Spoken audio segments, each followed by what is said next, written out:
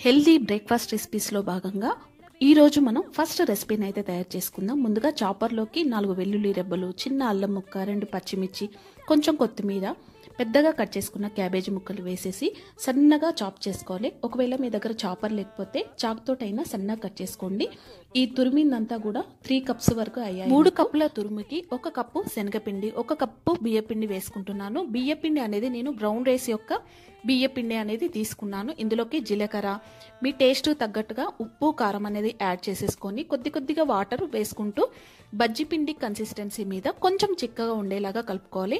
నాకు మొత్తం వాటర్ వచ్చేసి 1 కప్పు మీద 3/4 కప్పు వరకు వాటర్ అనేది సరిపోయింది. ఇలా కలుపుకుంటే పర్ఫెక్ట్ బ్యాటర్ అనేది వస్తుంది. ఈ పిండిని వేడెక్కిన దోశ పెనం మీద కానీ, నాన్ స్టిక్ ప్యాన్ మీద కానీ నేను చూపించిన విధంగా ఒక గరిటెడు వేసుకొని చేతికి వాటర్ అద్దుకొని వీలైనంత పల్చగా స్ప్రెడ్ చేసుకొని మూత పెట్టుకొని లో ఫ్లేమ్లో 2 వైపులా కాల్చుకోవాలి.